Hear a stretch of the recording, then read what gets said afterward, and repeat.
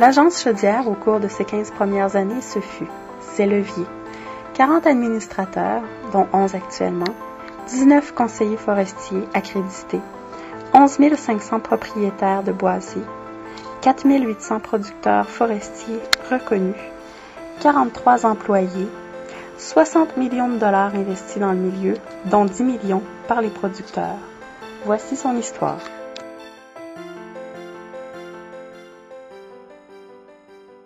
J'ai rentré au commencement de l'agence, des premiers directeurs, puis j'avais été nommé par l'association des propriétaires de boisiers pour être dans le conseil d'administration. Au départ, j'étais administrateur comme tout le monde. Je suis devenu membre de l'exécutif et vice-président dès la première année, dès 1997. C'était pour moi quelque chose qui était intéressant, de bâtir ce nouveau partenariat-là, parce qu'on avait essayé quelque chose de nouveau qui n'avait jamais existé au Québec. Avant ça, toutes les années précédentes, on faisait affaire avec le ministère des Ressources naturelles directement.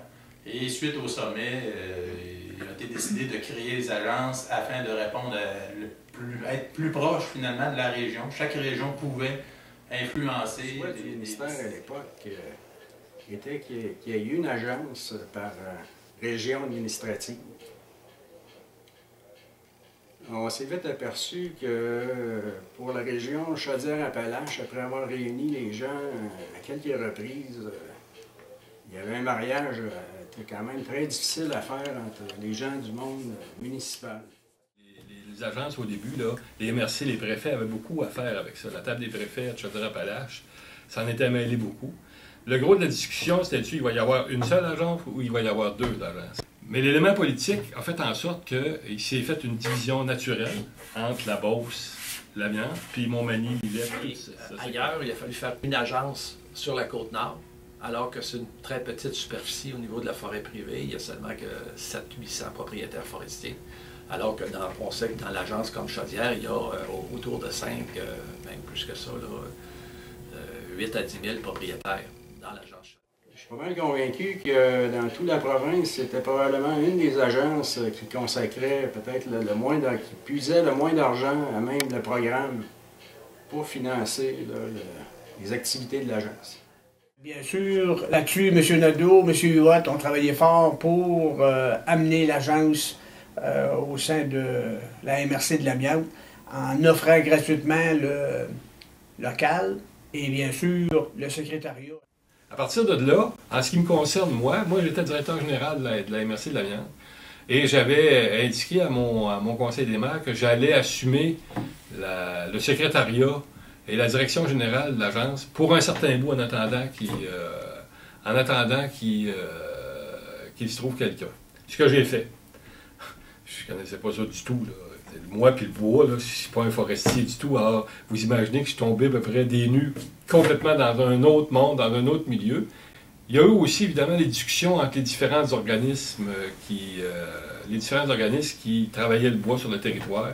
Il y avait les syndicats, il y avait les groupements forestiers. Il y a eu des bagarres assez épiques entre ces deux organismes-là au début des agences. Évidemment, par la suite, ça s'est tassé. Les gens ont connu le bienfait de l'agence. Et ça s'est tassé. On a participé activement en 1995, lors du sommet de la forêt privée, à créer ces agences-là. C'était une des propositions que le regroupement des sociétés d'aménagement du Québec faisait dans le but de régionaliser le programme d'aménagement. On est accrédité avec l'agence depuis les débuts de la création de l'agence, donc depuis 1996. On est là depuis les tout débuts. Et l'ensemble des groupements aussi de la région, là, les 5 groupements sont là depuis les débuts de l'agence. C'est évident que quand tu es structuré comme ça, puis que tu es fort sur ton territoire, puis que tu vois arriver un palier qui est, entre guillemets, semi-gouvernemental, parce qu'on ne se comptera pas de peur là, entre le ministère, puis l'agence est entre le ministère, puis les gens qui font de la forêt, qui sont sur le territoire en forêt privée, pas en forêt publique, mais en forêt privée. Créer un autre organisme comme ça, c'est sûr que quand tu es organisé et que tu es fort, tu ne vois pas ça d'un très bon œil. Tu as plutôt tendance à dire, ou ben non, on se mairie avec eux autres, ou ben non, on passe par-dessus. Ce qu'on voulait construire comme partenariat, je pense en tout cas, moi, le temps où j'étais là, on l'a réussi. Il faut comprendre aussi qu'à ce temps-là, l'agence, bien que ça soit connu des gens qui militaient près du milieu forestier, les gens qui allaient devoir apporter une contribution à l'agence n'étaient pas nécessairement eux autres tout au courant qu'il fallait qu'ils apportent une contribution à l'agence. Alors, c'est toute la discussion d'appeler les gens et de dire « vous me devez un chèque parce que vous faites partie du territoire ». Les grands défis, il y en a eu. Les principaux défis qu'on a eus, je pense, c'est à établir, par exemple, des taux qui reflétaient la réalité. Ça a été quelque chose d'important. La gamme des travaux. PPMV, évidemment, on a eu, comme toutes les agences, et on s'est donné, je pense, un PPMV parmi, en tout cas, si on parle du rapport qualité-prix, c'est probablement le meilleur au Québec. On a été la seule agence dans la province à être maître d'œuvre du début à la fin de notre PPMV.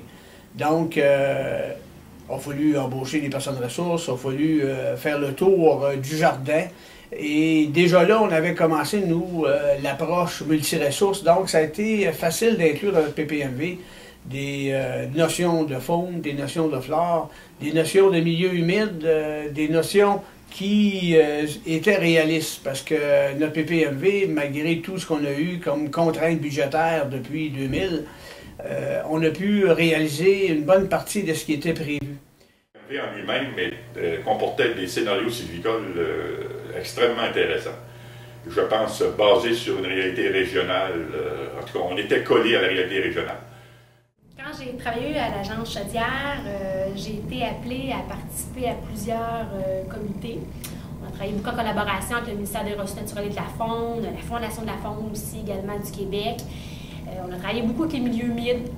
Les milieux humides, il y a eu des ententes de conservation volontaire de signaux auprès des propriétaires. Ça aussi, c'était relativement nouveau. On a également fait l'inventaire et signé des ententes de conservation volontaire avec les écosystèmes forestiers exceptionnels présents sur le territoire de l'agence Chaudière. On a même développé 2 formations à l'agence. On a développé une formation sur l'aménagement forêt-faune.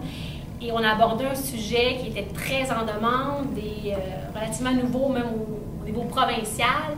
On a développé une formation sur les traverses de cours d'eau.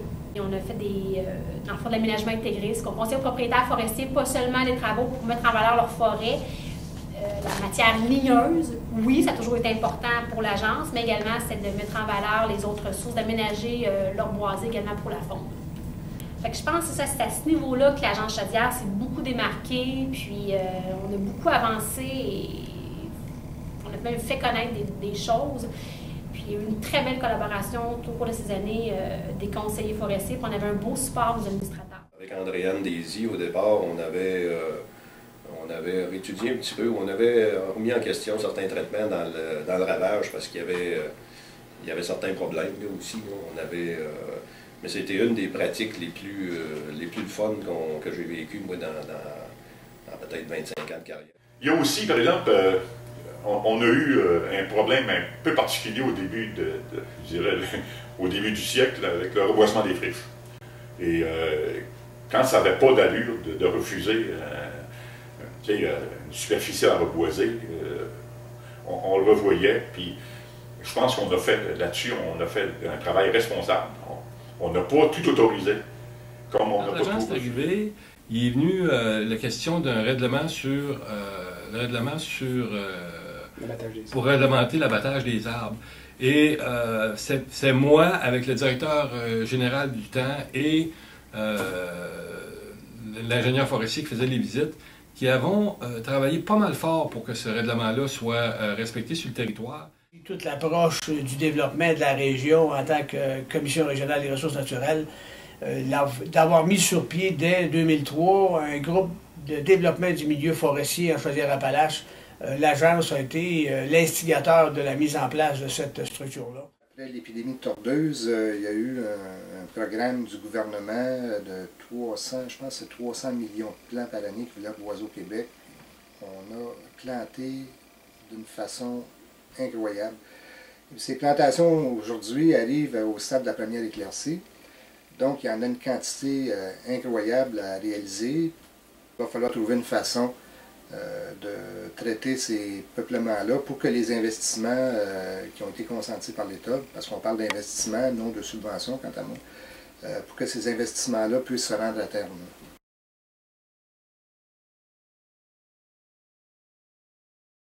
Pendant mes années et demie On a travaillé beaucoup à réorganiser l'agence au niveau des ressources humaines, entre autres. Beaucoup d'efforts, beaucoup de rencontres, beaucoup de comités, des embauches, des entrevues. Je pense que c'est ce qu'on a fait, en tout cas dans mon cas, c'est ce que je me rappelle le plus, c'est ce qu'on a travaillé avec M. Simon, M. Paquette, M. Bilodeau. L'embauche de Robert aussi, j'ai participé à son arrivée en poste. Puis ensuite, c'était de tout faire en sorte qu'avec Robert, de faire en sorte que la boîte, l'agence, reparte du bon pied, puis puisse rencontrer ses objectifs. Au niveau des budgets d'aménagement qu'on reçoit des agences, l'agence Chaudière, pour nous, ça représente environ 25 % de notre chiffre d'affaires. C'est sûr que c'est une porte d'entrée qu'on a chez les propriétaires en ayant des budgets d'aménagement, ce qui nous permet de réaliser d'autres travaux non subventionnés ou des travaux de récolte et de grossir également notre chiffre d'affaires. La proportion du budget qu'on reçoit de l'agence par rapport aux deux autres agences, parce qu'il y a 3 agences qui couvrent notre territoire, c'est l'équivalent de 60 % des subventions, des budgets qu'on reçoit des 3 agences. Mais ce qui est intéressant avec l'aide financière de l'agence, c'est que ça nous sert aussi de levier, parce qu'on fait des profits avec ça. On ne s'en gêne pas pour le dire. Et ces profits-là, on les réinvestit. On les réinvestit dans des travaux qui ne sont pas nécessairement subventionnés par l'agence. Et l'aide financière aussi que l'agence verse est aussi un élément très important pour permettre la certification des propriétaires. Il y a 2 agences qui ont le bureau d'enregistrement, c'est Mauricie et Chaudière. La raison, c'est que les syndicats de la Beauce, le syndicat de la Beauce ne pouvait pas être bureau d'enregistrement parce qu'il était encore impliqué dans la mise en valeur. Et c'est la même chose pour le syndicat de la Mauricie. L'anecdote, c'est surtout en ce qui concerne ma non-connaissance du bois, parce qu'au début, là, quand ça a commencé, il y avait des réglementations sur les travaux qui pouvaient être effectués quand les gens faisaient de l'abattage, puis d'autres travaux. Puis je me rappelle de discussions qui avaient lieu sur est-ce qu'on subventionne les chemins ou si on les subventionne pas. Je ne sais pas si ça a encore lieu, là, mais dans ce temps-là, ça a été un combat assez épique. Et moi, je n'arrivais pas à comprendre que c'était tellement si difficile que ça de dire qu'on subventionne ou qu'on ne subventionne pas les chemins. Je n'arrivais pas à comprendre ça. Le nombre de fois également, quand je faisais l'inventaire des milieux humides, que j'ai resté pris dans la boue et que je faisais pousser mes stagiaires pour me sortir du trou. Mais il y en a qui sont vengés plus tard. Un conseiller forestier qui va se reconnaître, Marco Bossé, qui me fait pousser le skidoo parce que quand on faisait des plans d'aménagement forêt-faune avec les conseillers forestiers, on travaillait toujours en collaboration.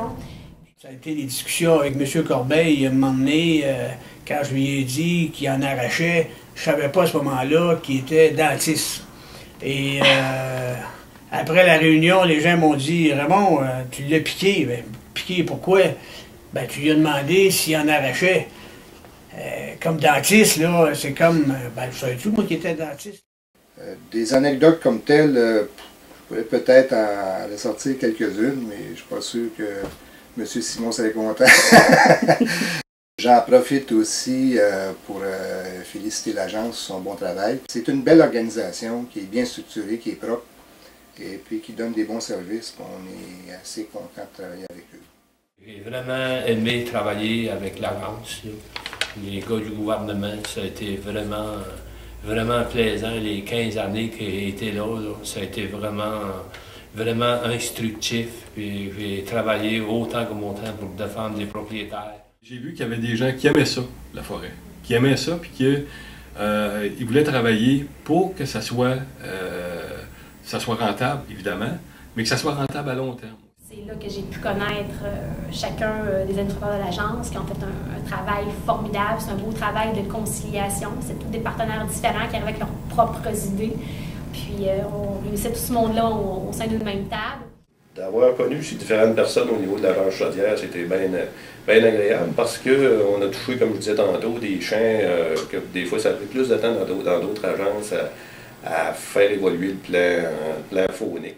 On a participé à cet essor-là de créer une agence avec approche multiressources et qui aujourd'hui est envié par l'ensemble des agences du Québec. Je souligne là, cette excellente initiative que vous avez eue de célébrer, de souligner le 15e anniversaire d'existence, de travail de l'agence. Moi, je pense que ça méritait, compte tenu de vos performances, de tout ce que vous avez fait pour les producteurs. Ça se devait d'être souligné. Ces 15 ans-là, moi, je qualifie ça de 15 ans au service des producteurs, de 15 ans où les producteurs ont été mis au centre des préoccupations de l'agence. L'agence a établi un pont, a établi des relations, a servi de relation entre le ministère des Ressources naturelles et les producteurs. Et c'est là une pièce maîtresse, une pièce essentielle. Mais bravo à M. Simon pour l'excellent travail qu'il a mené pour les producteurs jusqu'à ce moment-ci. Je vous souhaite à tous bonne fête et puis particulièrement M. Simon, félicitations.